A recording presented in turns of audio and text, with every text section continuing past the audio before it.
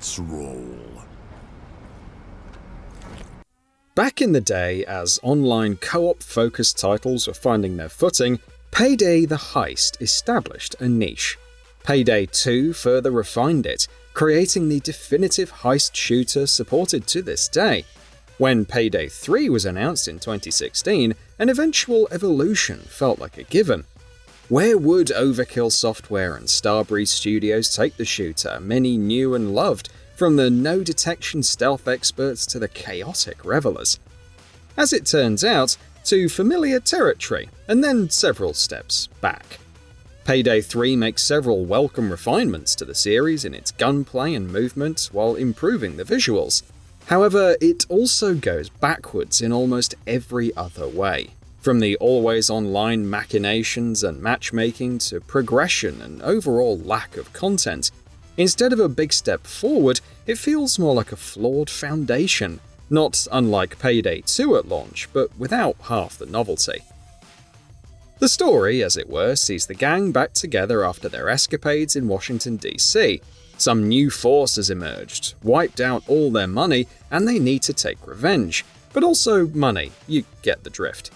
It's not the worst setup for a thrilling heist shooter, but certainly doesn't go beyond schlocky imitations of Hollywood heist films, especially with the dialogue. The plot isn't all that important, and with all the story cutscenes essentially being still images, it seems Starbreeze felt the same way. Payday 3 has 8 heists and 4 difficulty options for each. Normal is your starting experience, hard is moving up the ranks, very hard pushes your skills, and overkill tests true mastery over the mechanics while changing certain elements. Each heist is unique but familiar, as you avoid or disable cameras, take down or ghost security guards, complete multiple objectives, steal cash and other valuables, and escape. For example, the first heist, No Rest for the Wicked, is a smaller operation meant to get you back in the saddle. Infiltrate the bank, then use thermite to blow a hole through the vault's ceiling while fending off police, or sneak through, obtaining the manager's password to open it. Some little hitches can develop throughout, like cops turning on the sprinklers when using thermite, so you need to react accordingly. Some heists are better suited for stealth, like Dirty Ice, while others like Road Rage are more high-octane and combat-focused. Regardless, if you want to complete a heist, coordination and teamwork are key, is what you would think at first. However, due to how the progression works, you're often incentivized to speedrun through a heist with the minimum required bags to get XP for weapons and skills.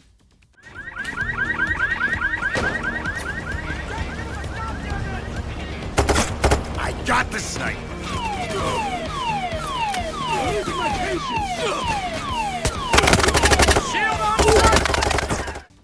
While each heist is competent, some objectives can feel contrived, and in terms of overall co-op mission design, none of them feel like a major step up.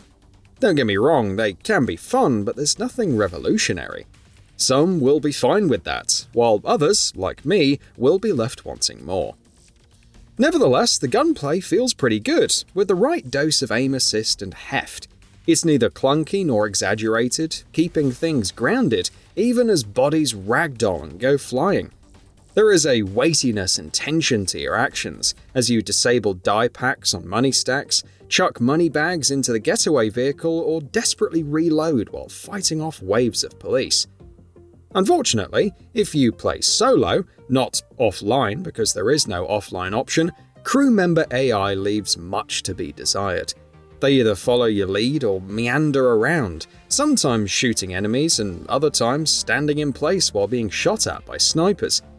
They won't perform any objectives or retrieve any bags, leaving you with all the heavy lifting.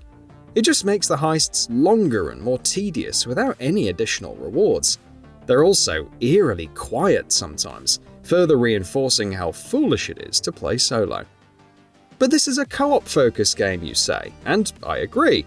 However, after the matchmaking from hell that defined the first days of launch, matching with real players has been hit or miss. If you can't get into a full lobby, the game assigns bots with seemingly no joining in progress. The police AI is disjointed at times, casually walking away when an assault is called off, though they remain in the area, read ready and willing to be shot in the back. I also encountered cloakers who would straight up run at me, uncloaked, to get mowed down, but I digress. You can matchmake based on the heist and difficulty, making it even tougher to match with people to do the activities you want. A quick play option or even a lobby browser would have been far better, while minimizing the chances of matching with players who have no clue what they're doing. Not that Payday 3 provides tools to help players coordinate with each other. There's no text or voice chat or any pre-planning in the lobby. You can't suggest gadgets, loadouts or weapons, never mind coordinating tactics. There isn't even an option to unready. If you mistakenly roll with a shotgun build instead of a sniper for a stealth heist, you should leave.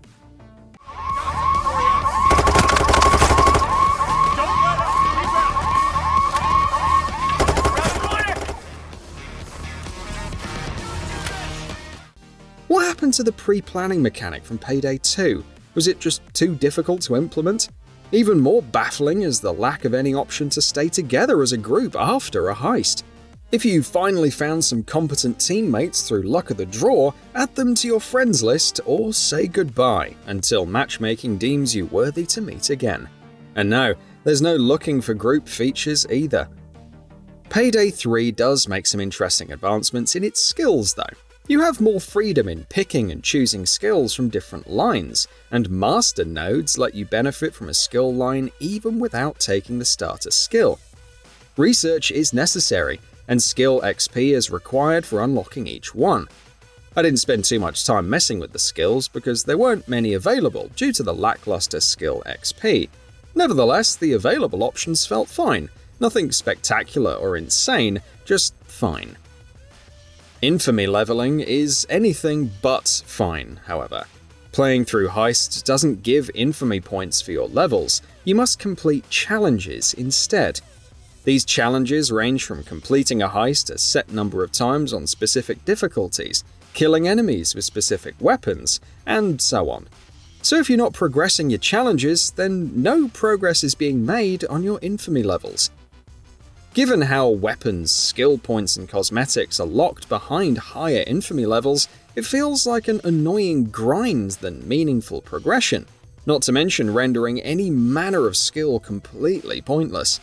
Why should I collect all bags from a heist or flawlessly stealth it at the highest difficulty for no infamy points, when I can load up Road Rage for the 15th time to complete a challenge?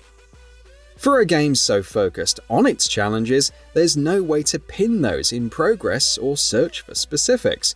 Even when filtering, the challenges in progress aren't immediately brought forward to the first page to view.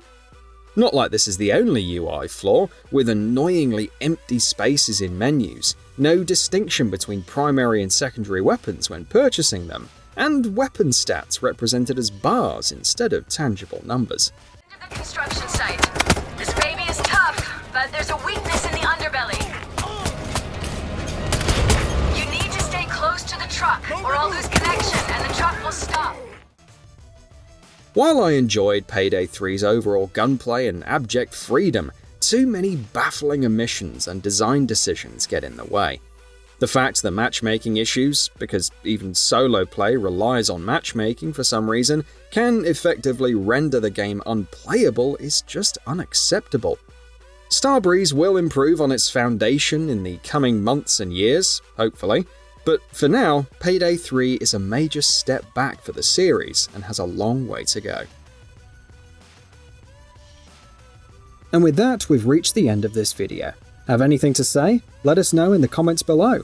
Also, we upload new videos every single day on GamingBolt, so please consider subscribing as it really helps us out. Thanks for watching.